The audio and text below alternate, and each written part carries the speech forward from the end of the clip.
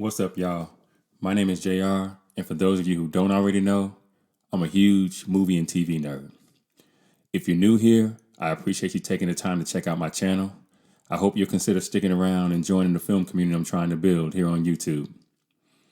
So in today's video, I'm going to be talking about Mare of Easttown and why I think it's the near perfect TV show. And with that being said, no more wasting time. Let's get into it. Mare of Easttown is an American crime drama limited series created and written by Brad Inglesby for HBO. Directed by Craig Zobel, the series premiered on April 18th, 2021, and it concluded on May 30th of the same year, consisting of 7 episodes in total. It stars Kate Winslet as Mare, the title character, who's a detective investigating a murder in Easttown, a small town right outside Philadelphia. Julianne Nicholson, Gene Smart, Andrew Rice, Evan Peters, Sosie Bacon, David Denman, Neil Huff, James McArdle, Guy Pearce, Kaylee Spaney, John Douglas Thompson, and Joe Tippett also appear in supporting roles. Now, the show was acclaimed by critics who lauded the story, characters, acting, and its representation of women. The series received 16 Emmy nominations and it won 4, including Outstanding Lead Actress for Winslet, Outstanding Supporting Actors for Peters, and Outstanding Supporting Actress for Nicholson. The series currently holds an impressive 95 on Rotten Tomatoes with an audience score of 94. It has an 81 on Metacritic based on 42 critic reviews with a user score of 8.5 based on 121 ratings. And finally, the series holds an 8.4 out of 10 on IMDb with approximately 170,000 reviews. First off, I want to say that Kate Winslet was absolutely brilliant in this show, as were a lot of the actors playing supporting characters, obviously. In fact, this may have been one of the best casts I've seen put together in quite some time, especially towards the top of the call sheet. So shout out to Avi Kaufman on that one. And let me also say, television shows like this are a dime a dozen, especially these days. I would say with the plethora of streaming services out there now, we get about 20 or so of these limited run crime drama series every year. And because they're all fairly formulaic in nature, from a macro sense at least, the only thing that makes them different is the execution. And with that thought in mind, I have to say that this show was nothing short of remarkable. Now, the plot feels rather generic at first, presenting a story focused on Mare Sheehan, a divorced small-town detective living in Easttown, a suburb of Philadelphia, who seems to be fairly mediocre at her job, failing to find a local missing girl who had disappeared a year earlier. But the story gets much more complicated fairly quickly when we find out that Mare's ex-husband has moved into a house close enough to see from her own and that he's getting remarried.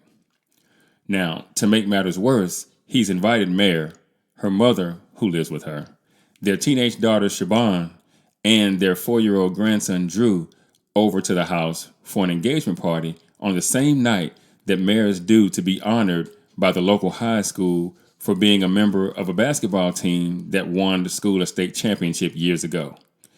And that's when we find out that the missing girl's mother is an old friend of Mare's, the pair having played on that team together 25 years prior.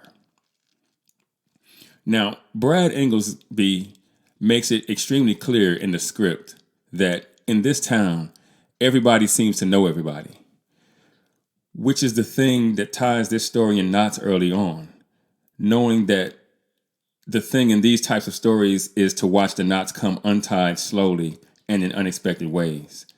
And I believe this story does that better than any show I've seen of its kind in recent memory.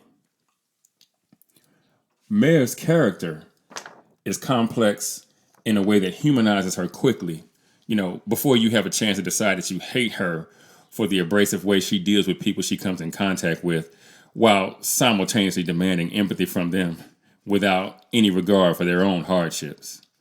In short, she makes almost everything about her, and by extension, her family. But the story provides one hell of an explanation. You see, it turns out that Mare has had not one, but two men in her family, her father and her son, die by suicide. Now, Mare feels abandoned by her father, who died when she was just 13 years old, and she recalls was her best friend, and was ultimately the reason she became a cop, to follow in his footsteps. She feels betrayed by her son, who had a drug problem and was sometimes physically abusive towards her when he needed money to support his habit. So, Mare has endured a great deal of trauma and has yet to confront her feelings properly in order to heal and move forward in a healthy manner. Now, from there, we're able to get into the meat of the story, which consists of Mare trying to find the missing girl, Katie Bailey. And the character spends most of the 7 episodes looking for Katie and her kidnapper, especially after another local girl turns up dead. But it's the end of this story that I think truly makes it stand head and shoulders above the rest of the shows like it. The last episode and a half being particularly gut-wrenchingly tragic. The who of it all ricochets back and forth like a pinball in an arcade machine, and Inglesby keeps you guessing right up until the last 20 minutes or so in the series finale, while also managing to provide perfect motivations for those involved in the musical chairs of prime suspects. Craig Zobel directed all 7 episodes of this series and did a good job of giving the show a sense of place, ultimately succeeding, in my mind at least, of making Easttown an additional character in the story. And at times, he pushed the boundaries of what these types of shows can be, all without breaking any of its genre rules. And when the last frame of the series finally cuts to black, you realize that this show is among the best HBO has produced recently. But what do you guys think? Did you watch Mare of Easttown? And if you did you enjoy it? Or do you think of the show as just another middling crime drama? Let me know in the comments. And for those of you who might be new to the channel, be sure to like and share this video.